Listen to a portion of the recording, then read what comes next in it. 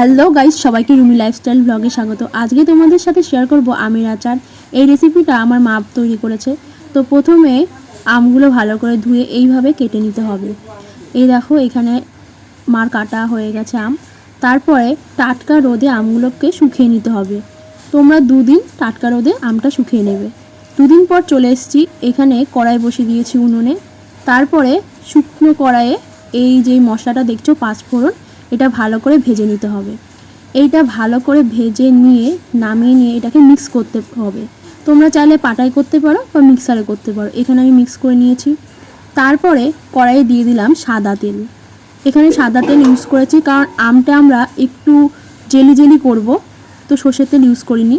তারপরে দিয়ে দিলাম তেজপাতা, শুকনো লঙ্কা ফোড়ন, দিয়ে দিলাম মৌরি। এই দেখো, তারপরে শুকনো লঙ্কা, তেজপাতা আর মৌরি ভালো করে ভেজে নিতে হবে। ভাজা হয়ে গেলে দিয়ে দিতে হবে শুকনো এই আম। এখানে আমগুলো দিয়ে দিলাম।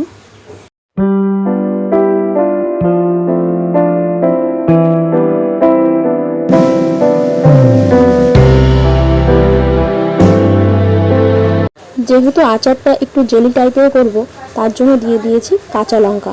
এখানে শুকনো লঙ্কা ইউজ করিনি, কাঁচা লঙ্কা ইউজ করেছি। তারপরে এখানে ভালোভাবে মিক্স করে নিতে হবে।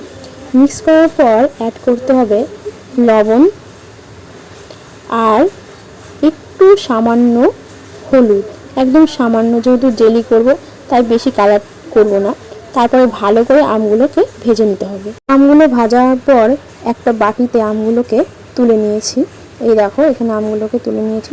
তারপরে একটা কড়াইয়ে শিরার জন্য গরম জল বসিয়ে দিয়েছি।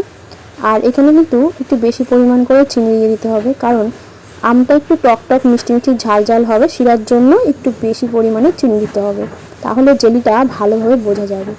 এই দেখো, তারপরে অ্যাড করে দিতে হবে আম।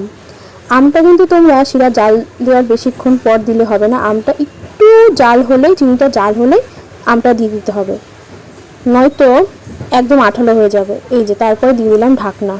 ঢাকনা দেওয়ার 10 মিনিট পরে এখানে দেখতে পারবে, দেখো চিনির জল ছেড়ে দিয়েছে। তারপরে ভালো মতন আমটাকে মিক্স করে নিতে হবে আবারও। এরকম এখানে মিক্স করে নিচ্ছি। তারপরে আবারও ঢাকনা দিয়ে দিলাম। আরও 10 মিনিট এটাকে ভালো মতন জাল দেবে। 10 মিনিট পর চলে এসেছি। আর ওই যে ভাজা মশলাটা ছিল, সেই ভাজা মশলাটা মিক্স করে এখানে দিয়ে দিতে হবে। এই দেখো, এখানে দিয়ে দিয়েছি ভাজা মশলাটা। তারপরে ভালো করে মিক্স করতে হবে যতক্ষণ না সেরা ভালোভাবে আঠালো হয়ে যায়। খুব বেশি একটা আঠালো করলে হবে না।